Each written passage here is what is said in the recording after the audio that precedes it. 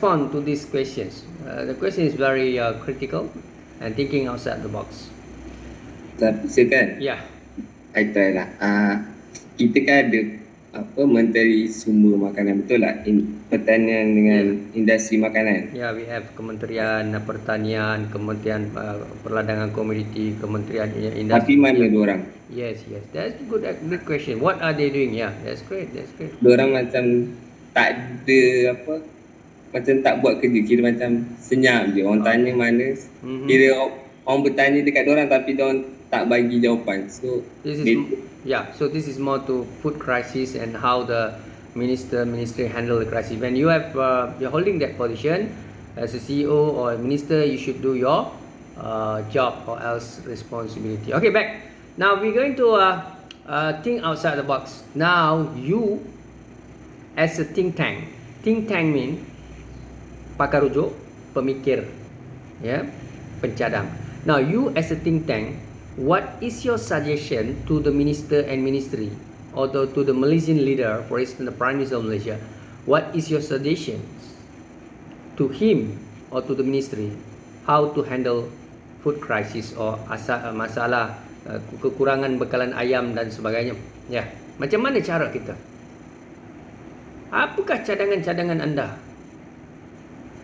Pagi ini kita berfikir sedikit di luar kotak pemikiran biasa. Anyone? You want to try? Ya, anak muda, marilah kita berfikir selalu, kerana pemikiran ini ia akan menyebabkan kita sentiasa cerdas, awet muda dan sentiasa berfikiran kritikal.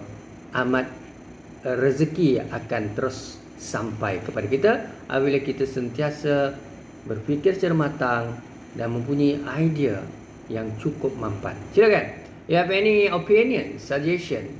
It could be hypothesis, anything.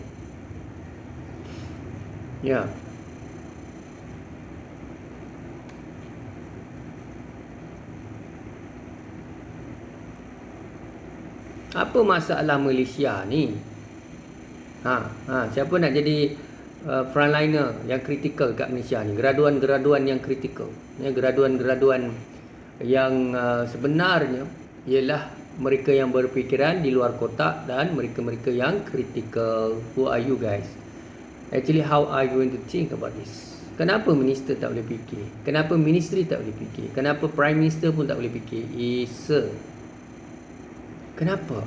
Why? You know why, Aiman? Kenapa dia orang ni semua tak boleh fikir sangat? Tak pastilah. Sebenarnya, Aiman, and you kalau tengok, you all pun bila tanya soalan-soalan macam ni, you macam stuck. Sebab apa? Sebab sistem kita ni bukan critical problem solving ataupun problem based learning. Problem based learning. Maknanya our curriculum, our academic system ni exam oriented. Aiman, exam oriented ni apa? Exam orientation ni adalah hanya belajar untuk lulus peperiksaan, maintain CGPA, scorer. Itu je. Tapi kita tak ada satu curriculum yang mengajar anak muda belia berkaitan dengan macam mana nak buat problem based learning, critical thinking, analytical thinking. Dia tak ada satu sistem seperti di curriculum di Amerika, di Australia, negara-negara developed country. Sebab itu sistem kita, anak muda sekolah menengah, sekolah rendah, universiti, dia sama. Dia kalau bagi apa-apa isu kritikal, dia tak berapa nak fikir, dia jadi senyap. Sebab apa? Dia tak boleh nak fikir. Kenapa? Dia tidak diasah dengan benda itu. Dan benda inilah, dan kemudiannya kamu akan membesar dan kamu akan menjadi adun dan ahli parlimen, kamu akan jadi menteri dan jemaah menteri, kamu akan jadi Perdana Menteri. So Malaysia akan dapat pemikir-pemikir, pemimpin-pemimpin yang scorer dalam exam saja. Tapi bila ada masalah kritikal, masalah crisis management, leadership lacking. Kenapa jadi macam ni? Baik, saya bagi contoh macam mana nak solve. Tak susah mana. Guys, kalau you all boleh ikut apa saya punya cara fikir ni dan you bekerja di luar besok, insya-Allah you akan jadi a good leader. See? How? Yang pertama, kita kena tukar sistem pendidikan. Yang kedua, kita kena tukar cara berfikir kepada critical dan analytical. You pergi interview, soalan-soalan macam ni akan datang, akan menerpa you. Tetapi di kalangan mereka, kandidat yang benar-benar kritikal baru dapat kerja. Yang semua orang score CGPA 4 flat tak semestinya dapat kerja. Because you tak critical, you tak boleh solve a problem. Yang sebab tu, you pun akan pelik, kenapa saya first class honor saya tak dapat kerja? Ini sebabnya. Sebab you hanya score exam saja. Dan you tak tahu macam mana nak selesaikan masalah, apa-apa isu yang ditanya kepada you oleh panel-panel temuduga. Baik. Now guys, as simple as that, we should have first class mentality. Ya, dalam isu-isu macam ni, kita ada tanah yang luas, ladang, ya, kampung, dusun, pertanian. Semua petani peternak di Malaysia, sepatutnya Malaysia memastikan kita ada pengusaha-pengusaha ayam, ternakan ayam berleluasa di Malaysia kerana tanah di Malaysia cukup banyak. Alright?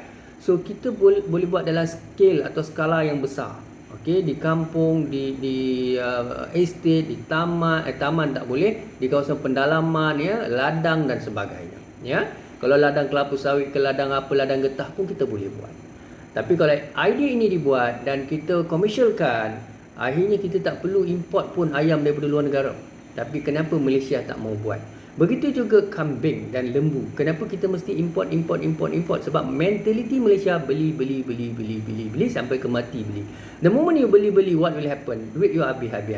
Kalau you ada 1,000 sekarang, Nabiha, you ada 1,000 sekarang, you pergi shopping, duit you habis. You tinggal berapa sen? You tak ada sen. Zero income you. Sebab mentality you boros, beli. That is Malaysia. The moment you beli, you another word is importing. Import. Currency you, mata wang you jatuh. So, nilai mata wang Malaysia jatuh. Then what will happen? Singapore punya mata wang you tengok 4 kali ganda Malaysia. Alright? Kenapa Singapore maju? Saya banyak kali dah cakap. Dia orang kritikal.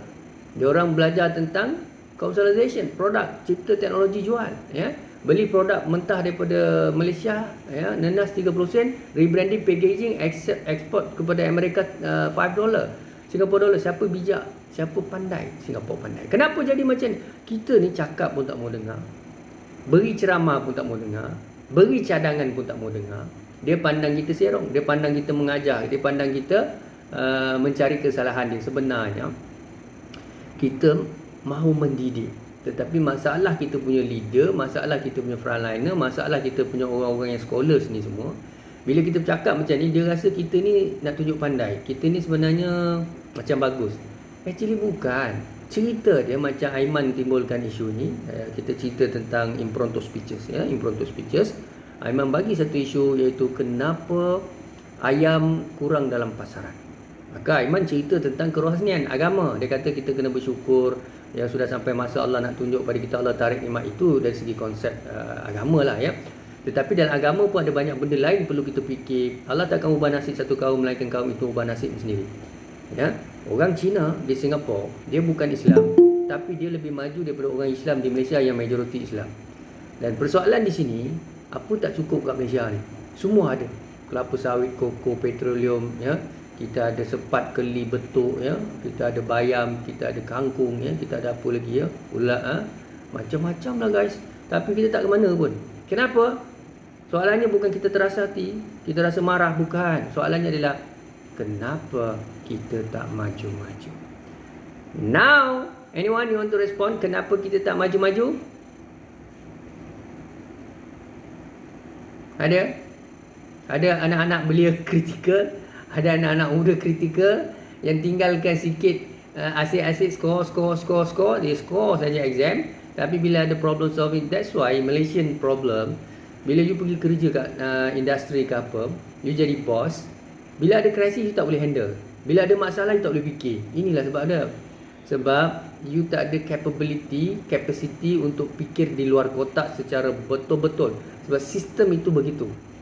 So dilahirkan graduan-graduan yang macam tu. Ya, nanti you jadi pemimpin, dia jadi pemimpin Malaysia yang samalah.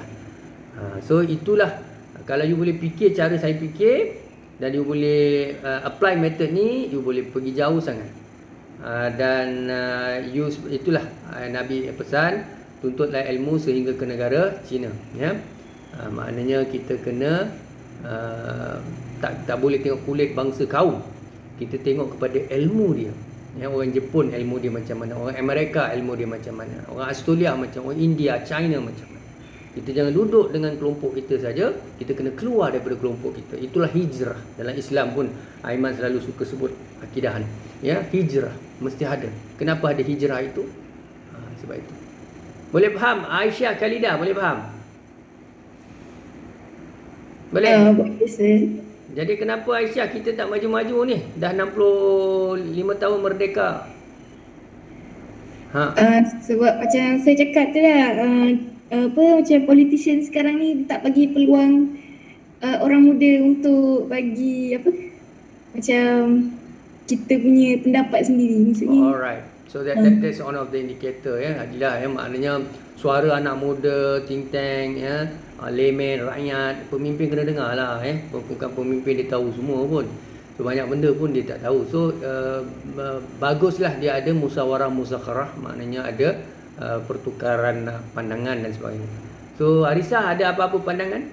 Kenapa Malaysia tak maju-maju ni Arisa?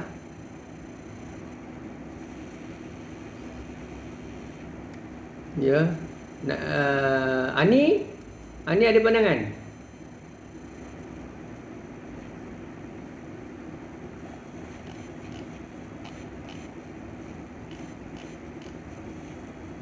Syafika ada pandangan?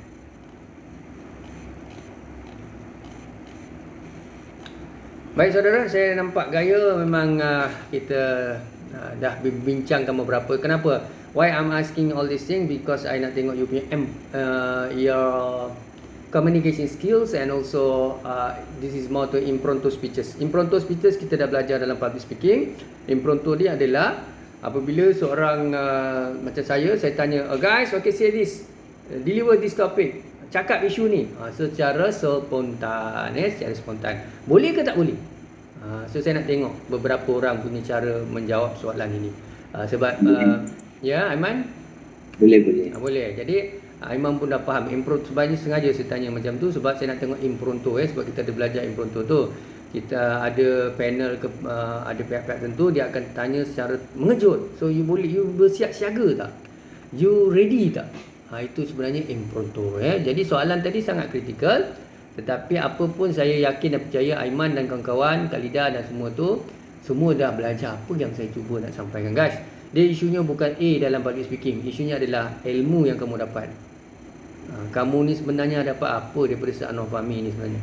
Adakah kamu nak A, ataupun kamu sebenarnya ada di samping A kamu ada banyak benda lain yang kamu dapat. Ya, itu yang penting. That is more important. So that is all from me, and from you guys. You have anything to share with me? Ada apa pun nak cakap sebelum kita mengundurkan diri? Ada? Ada, okay. Now always think positive, visualize, mesti jiwa besar, fikir positif ya. Anak-anak cemerlang, belia-belia cemerlang ya. Generasi cemerlang ya. Tak boleh fikir negatif, tak boleh ke belakang, tak boleh cakap di belakang. Itu orang-orang yang berjuang ini mesti bercakap di hadapan dan berjuang di hadapan, terus melangkah ke depan bersama pemikir-pemikir dan orang-orang yang menunjukkan kita jalan yang benar, siratul mustaqim ya. With that, syukran dan terima kasih. Assalamualaikum warahmatullahi wabarakatuh. Take care guys, jaga diri baik-baik. Waalaikumsalam.